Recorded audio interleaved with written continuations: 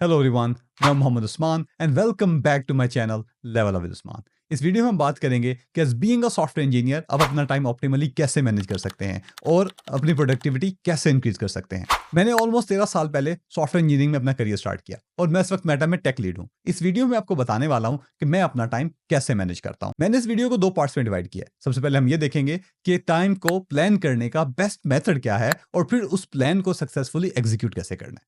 तो आइए देखते हैं। किसी ने ठीक कहा था कि people who fail to plan are planning to fail. Plan ahead या वक्त से पहले प्लानिंग करने के बहुत से बेहतरीन रिजल्ट्स प्रोड्यूस होते हैं। प्लान अहेड करने के लिए आपको इंटरवल विंडो डिफाइन करना होती है। ये इंटरवल विंडो है क्या? आप में से कुछ लोग हो सकता है एजाइल सॉफ्टवेयर डेवलपमेंट मेथोडोलॉजी से वाकिफ हों। अगर नहीं भी तो कोई बात नहीं। एजाइल सॉफ्टवेयर मेथोडोलॉजी में हम स्प्रिंट्स यूज करते हैं। हर स्प्रिंट की एक ड्यूरेशन होती है, 1 वीक, 2 वीक या फिर 4 वीक। ये जो ड्यूरेशन है इसको हम इंटरवल विंडो कहते हैं।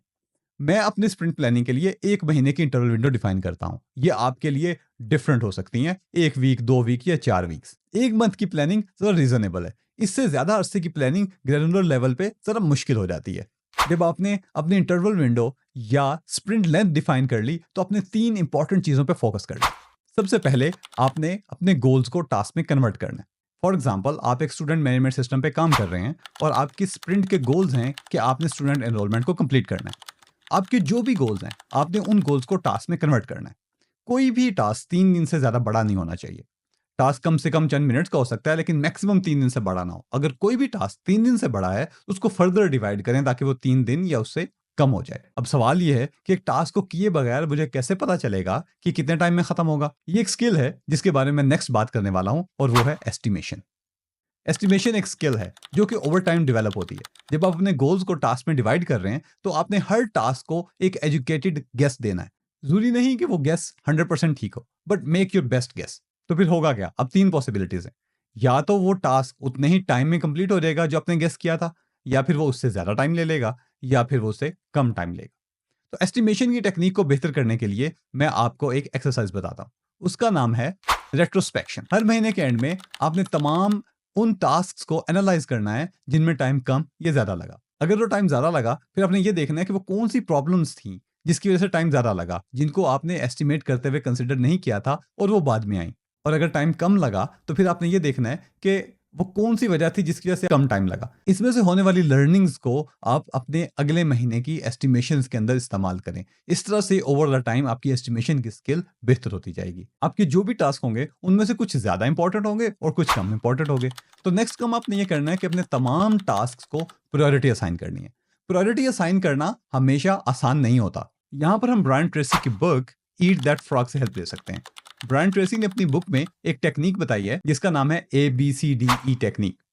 ये तरीका ऐसा से काम करता है कि आपके जो भी टास्क हैं आपने सबको ABCDE लेटर्स असाइन करने हैं, लेकिन उनके कुछ रूल्स हैं। ए टास्क सबसे ज्यादा इंपॉर्टेंट टास्क है। ये वो टास्क है जो आपको हर हाल में करने ही करने हैं। ये कोई आपका इंपॉर्टेंट डिलीवरेबल हो सकता है या क्लाइंट की रिक्वायरमेंट्स हो सकती हैं, या ये भी पॉसिबल है कि इन टास्क को ना करने के कुछ कॉन्सिक्वेंसेज हो।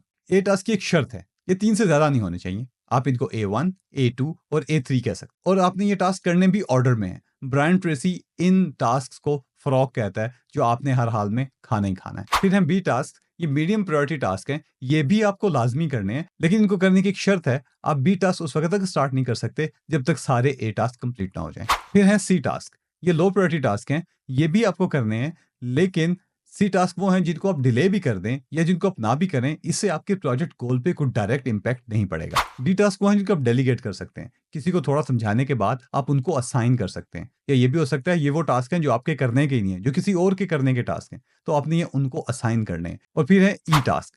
इनको आपने टोटली एलिमिनेट करना है। ये वो टास्क हैं जो आपके लिए मैटर ही नहीं करते, आपने ये करना ही नहीं है। आपने सबसे ज्यादा फोकस ए और बी टास्क पे करना है। ABCDE टेक्निक टास्क प्रायोरिटाइजेशन में बहुत इंपॉर्टेंट टेक्निक है। अब हमें हमारे गोल्स पता हैं, हमारे टास्क पता हैं, हमने उनको प्रायोरिटाइज कर लिया है, हमारे पास कंप्लीट प्लान आ चुका है। तो देखते हैं अब हम इस प्लान को एग्जीक्यूट कैसे कर सकते हैं। प्लान को सक्सेसफुल एग्जीक्यूट करने के लिए हमने कुछ काम करने हैं। सबसे पहला काम करना है आइडेंटिफाई योर पावर आवर्स। दिन में हमारे पास 24 घंटे होते हैं।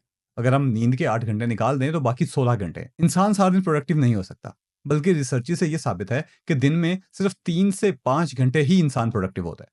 और वो प्रोडक्टिव आवर्स दिन में किसी भी टाइम हो सकते हैं, अर्ली मॉर्निंग में, दोपहर में या फिर शाम में।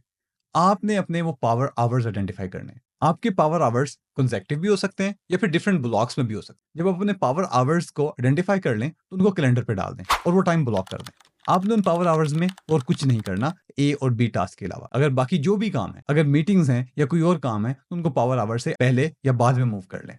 और जब आप अपने पावर आवर्स में हैं, उस वक्त अपने फ़ोन को साइलेंट कर दें या अपने फ़ोन को फोकस मोड पे ऑन कर दें। मैं जब अपने डीप फोकस में होता हूँ, तो मैं अपना फ़ोन और अपना लैपटॉप सब फोकस मोड पे ऑन कर देता हूँ, ताकि कोई भी एक्सटर्नल डिस्ट्रैक्शन ना हो। जब हम अपने पावर आवर्स में हैं और डीप फोकस में हैं, तो एक टेक्नीक है पोमोडोरो टेक्निक, हम उसका इस्तेमाल कर सकते हैं। पोमोडोरो टेक्निक ये कहती है कि आपने कंटिन्यूअसली काम नहीं करना, बल्कि आपने मैक्सिमम 25 मिनट तक काम करना है और फिर एक शॉर्ट ब्रेक लेना है 3 से 5 मिनट का। और फिर जब आप 4 इंटरवल्स कर लें, फिर आपने थोड़ी-सी लंबी ब्रेक लेनी है। रिसर्च से ये साबित है कि इस तरह की शॉर्ट ब्रेक लेने से आपकी प्रोडक्टिविटी इंक्रीज़ होती है।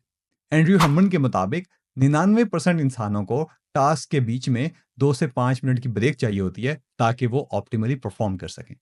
यहाँ पर मैं आपको कुछ टिप्स दूँगा अपने फोकस आवर्स को इम्प्रूव करने के लिए। आपने कॉन्टेक्स्ट स्विचिंग नहीं करनी। Context switching is the enemy of productivity.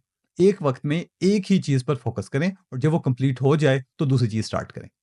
और अपने टाइम को ट्रैक करें। ये देखें कि आप टाइम कहाँ कंज़्यूम कर रहे हैं। उसके लिए कुछ ऐप्स हैं, जैसे फ़ोन के ऊपर स्क्रीन टाइम की ऐप है और वेब के ऊपर ये वेब ट्रैकर की ऐप है। ये आपको बताता है कि आपने कहाँ-कहाँ पर कितना टाइम स्पेंड किया। आपने ये फाइंड आउट करना है कि आप कहाँ पर टाइम स्पेंड कर रहे हैं, जहाँ आपको नहीं करना चाहिए। और अगर आप रोज़ाना के सिर्फ 30 मिनट भी कट डाउन कर लें, सोशल मीडिया से या मुख्तलिफ नॉन प्रोडक्टिव चीज़ों से, तो हफ्ते में आपके पास 2.5 घंटे एक्स्ट्रा बच जाते हैं, जिनको आप प्रोडक्टिव कामों में इस्तेमाल कर सकते हैं। तो ये थी हमारी आज की टाइम मैनेजमेंट की टेक्निक्स। वीडियो के एंड तक देखने के लिए शुक्रिया। आप अपना टाइम किस तरह से मैनेज करते हैं, कमेंट्स में ज़रूर बताइएगा। इस तरह की मज़ीद वीडियोज़ देखने के लिए मेरे चैनल को सब्सक्राइब करें और बेल का आइकन भी दबा दें।